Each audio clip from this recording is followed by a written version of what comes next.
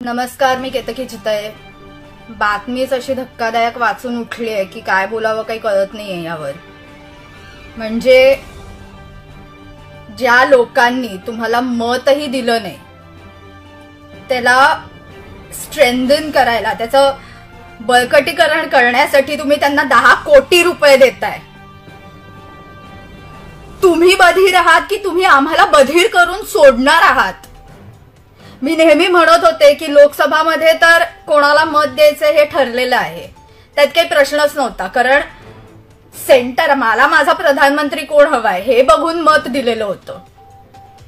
पण विधानसभेत कोणता झेंडा घेऊ हाती हा प्रश्न पडणार आहे हे मी आधी पूर्वीपासून बोलत होते, सुरुवातीपासून हे मी बोलत होते. पण आता तर तुम्ही माझं मत अगदी ठाम करूनच सोडलेलं आहे. राष्ट्रामध्ये जिथे तिथे मोर्चे निघतायत की वक्फ बोर्डला खारिज करा, वक्फ बोर्डला खारिज करा, आणि तुम्ही वक्फ बोर्डला 10 कोटी रुपये सँक्शन करताय. आधीच 3 तिघाडी गव्हर्नमेंट आहे तुमचं. ठरवलंय काय की तुम्हाला तुमच्या बाजूने हिंदूही नकोय हेही ठरवलंय का तुम्ही? म्हणणं काय तुमचं की एक परत स्वतःच्या काकांकडे जाणार आहे आणि म्हणणार आहे काका काका माझं चुकलं, मला माफ कर, मला परत घे. दुसरी व्यक्ती काय करतेय? 3 चाकी सायकल चालवता येत नाहीये, डोक्यात हवा गेलेली आहे, म्हणून परत मी माझे 3 चाकी रिक्षा चालवायला निघतो असं म्हणणार आहे. आणि तिसऱ्याचं तर काय, रेझिग्नेशन ऍक्सेप्टच केलं जात नाहीये. माझा राजीनामा घ्या, माझा राजीनामा घ्या हे ऍक्सेप्ट केलं जात नाहीये. म्हणून ह्या पद्धतीने तुम्ही राजीनामा सोडा. तुम्ही दरिद्रीपणा करणार आहात का? तुमचं म्हणणं काय आहे की बघा 10वीतला मुलगा जसा म्हणतो मी आता फेलच होऊन दाखवेन, तसं तुम्ही किती संख्यानं तुमची मतं तुम्ही कमी करणार आहात हे डिसाईड केलंय का? हा तुमचा गोल आहे का विधानसभेसाठी? म्हणणं काय आहे तुमचं नेमकं? स्पष्ट क्लिअर कट सांगून टाका हे काय आहे. वक्फ बोर्डला आम्ही अपील करण्यासाठी, त्यांच्या बळकटीकरण करण्यासाठी आम्ही पैसा देतोय म्हणजे काय आहे?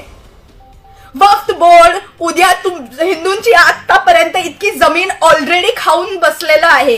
बरं, वक्फ बोर्ड तुमच्या घरी उद्या आला, म्हणाला की हे मी जे बघतायत त्यांना सांगतेय की आपल्याकडे आला वक्फ बोर्ड मधली माणसं आणि म्हणाली की ही जमीन आमची आहे तुमची नाहीये, तर आपण बोंबा मारत रस्त्यावरती फिरू, कारण वक्फ बोर्डचा डिसिजन हा हायकोर्ट किंवा सुप्रीम कोर्ट मध्ये चालत नाही. धन्य हो त्या बॅकसीट ड्रायव्हर मातेचं व सोनियाजी गांधींचं, ज्यांनी वक्फ बोर्डला ही परमिशन दिलेली आहे की जे काय घडेल ते वक्फ बोर्डच्या म्हणजे त्यांची जी काय समिती आहे तिकडेच रिझल्ट आणि तिकडेच आर्ग्युमेंट ऐकली जाईल. आणि ह्याचमुळे हिंदूंचे अतिशय कितीतरी कोटी एकर जागा हडपल्यात यांनी की दुसरे हायेस्ट लँड ओनर्स आहेत वक्फ बोर्ड. सर्वात पहिलं थँकफुली गव्हर्नमेंट ऑफ इंडिया आहे आणि दुसरं वक्फ बोर्ड आहे ज्याच्याकडे सर्वात जास्त जमीन आहे. ह्यांना रद्द केलंच पाहिजे. आणि तुम्ही त्यांना 10 कोटी रुपये देताय, सँक्शन करताय त्यांना. अरे निर्लज्ज माणसांनो, थोडा तरी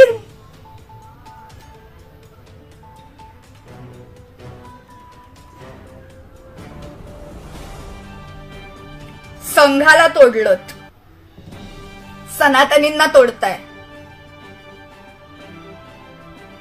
नोटाला आयुष्यभर मी शिव्या घालत आलेले आहे की नोटा एवढा भिकारीपणा ह्या जगात नसेल.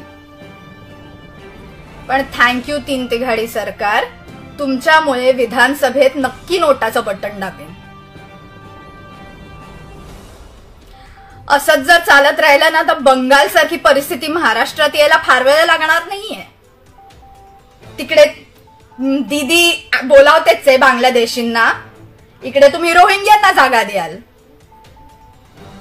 ऑलरेडी मानखुर्द अख्खं बांगलादेशी मुसलमानांनी भरलेला आहेच, तुम्ही रोहिंग्यांनाही आणून आमच्या डोक्यावर बसवा. आता सगळीकडे देऊनच टाका ना, मुसलमान राष्ट्र म्हणून डिक्लेअर करूनच टाका ना एकदाच. कशाला तुम्ही का महाराष्ट्र छत्रपती शिवाजी महाराजांचा महाराष्ट्र कशाला बोंबा मारताय? खरं ते बोलून टाका ना. औरंगजेबाचा महाराज ना तुम्हाला, करून टाका. कशाला थांबलायत, कोणाची वाट बघताय? तुम्हाला छत्रपती संभाजीनगर नको आहे ना, तुम्हाला औरंगाबादच हवं आहे ना, महाराष्ट्राचं नावच बदलून टाका ना, इतकी सोपी गोष्ट आहे. आणि उगाच छत्रपतींचं, फुल्यांचं, आंबेडकरांचं, सावरकरांचं कोणाचंही नाव घेऊ नका, त्यांचा अपमान करू नका त्यांचा महाराष्ट्र म्हणून. कारण तुम्ही जे काय कृत्य करताय ना ते ह्या लोकांनी केलेलं नाहीये. त्यांची नावं तोंडातूनही काढू नका.